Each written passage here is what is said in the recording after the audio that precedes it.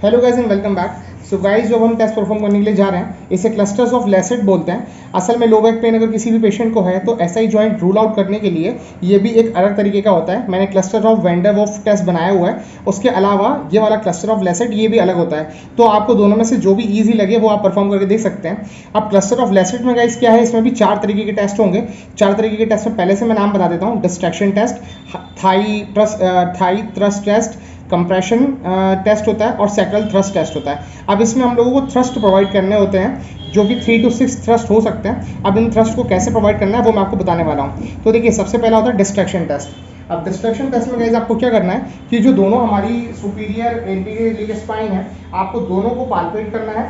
आपको पेशेंट के, मैं देखिए इस तरफ से कर रहा हूँ मगर रियल लाइफ में दोनों आपको हैंड इस तरफ से करना रहता है, इसमें कोई प्रॉब्लम नहीं है। आप क्रॉस भी कर सकते हैं। तो आपको एएसआईएस को दोनों को पाल्पेट करना है और फिर आपको उसके ऊपर प्रेशर लगा के आपको लगभग 3 से लेकर 3 to 6 थ्रस्ट देना है। अब 3 to 6 थ्रस्ट देने में मैं आपको एक चीज बता दूं कि पहले आपको जेंटल थ्रस्ट देके चालू करना है, आपको लाइट वेट से चालू करना है, आपको ज्यादा प्रेशर पहले से नहीं लगाना है। कहीं ऐसा ना हो कि एसआई जॉइंट की कोई पैथोलॉजी हो और आप उसको प्रोवोक कर दें। सो गाइस पहला टेस्ट है हमारा जो डिस्ट्रैक्शन टेस्ट। दूसरा आता है गाइस थाई थ्रस्ट टेस्ट। अब इसमें क्या करना है, जैसे अगर हमें राइट लेग चेक करना है तो राइट लेग को हमको 90 डिग्री हिप फ्लेक्शन कराना है। फिर आपको एक हाथ जो है पेशेंट के पीछे सैक्रम पे रखना है और उसके बाद आपको अपनी बॉडी वेट लेके नीचे की तरफ थ्रस्ट लगाना है और ये भी 3 to 6 थ्रस्ट लगाने हैं आपको। अब इन थ्रस्ट की मैं एक चीज बता दूं कि जब आप यहाँ से नीचे की तरफ में एग्जैक्टली नीचे की तरफ में डायरेक्शन में लगाएंगे तो आपको थ्रस्ट धीरे धीरे धीरे करके ही प्रेशर इंक्रीज करना है। पहले लाइट थ्रस्ट लगाइए, फिर उससे थोड़ा ज्यादा, फिर उससे ज्यादा, फिर आपको देखना है कि कहीं पेन प्रोवोकेट नहीं हो रहा है और आपको ये भी ध्यान रखना है कि एसआई जॉइंट की कोई पैथोलॉजी को आप प्रोवोक करके आगे कोई डैमेज ना कर दें। फिर गाइस तीसरा आता है कंप्रेशन टेस्ट। अब कंप्रेशन टेस्ट में जो हमारी एंटीरियर रिम होती है इलियम की, हमें उसे कंप्रेस करना होता है। उसके लिए पेशेंट को आपको साइड लाइन में लेकर आना है, ठीक है, आप उस तरफ से घूम जाइए। जो भी साइड आपको टेस्ट करनी है वो साइड ऊपर होनी चाहिए। फिर आपको जो दोनों हिप है आपको उनको 45 डिग्री फ्लेक्स कराना है, जो हमारे नीज है उनको 90 डिग्री फ्लेक्स कराना है। इसको करवाने के बाद जो हमारी एंटीरियर रिम होती है, आप पाल्पेट करके देख लीजिए, जो एंटीरियर रिम है आपको उसके ऊपर हैंड्स रख के आपको इसके ऊपर थ्रस्ट देना है आपको। सो गाइस इसमें भी सेम थ्रस्ट का प्रिंसिपल है, आपको 3 to 6 थ्रस्ट देना है मगर जेंटल थ्रस्ट से आप चालू कीजिए।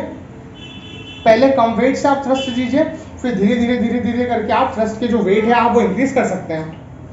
फिर गाइस चौथा आता है सैक्रल थ्रस्ट टेस्ट। इसमें आपको पेशेंट पोजीशन प्रोन करानी है, ठीक है, उल्टे लेट जाइए पेट के बल।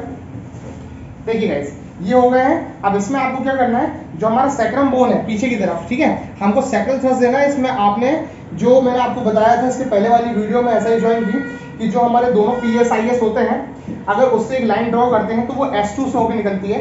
सो आपको S2 पे हाथ रखना है और आपको S2 से सेम थ्रस्ट नीचे प्रोवाइड करना है, लगभग 3 to 6 थ्रस्ट आपको प्रोवाइड करना है।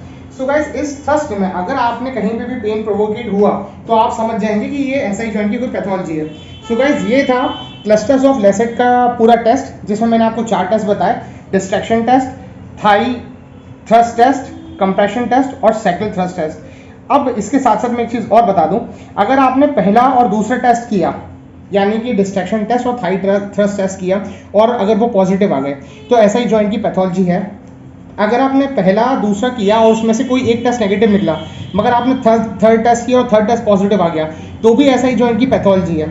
अगर आपने देखा कि पहला दूसरा तीसरे टेस्ट में से कोई सा पॉजिटिव है कोई सा नेगेटिव है और फिर आप at the end 4th test तक पहुंचे और आपने 4th टेस्ट परफॉर्म किया और 4th टेस्ट अगर पॉजिटिव आ गया तो भी एसआई जॉइंट की पैथोलॉजी है। अगर इनमें से चारों टेस्ट नेगेटिव आएंगे तो एसआई जॉइंट को हम रूल आउट कर सकते हैं कि एसआई जॉइंट की पैथोलॉजी नहीं है। बट अगर इसमें से 2 टेस्ट भी पॉजिटिव आ गए 4 में से तो एसआई जॉइंट की पैथोलॉजी है और ये हम लोगों ने रूल आउट कर लेना है।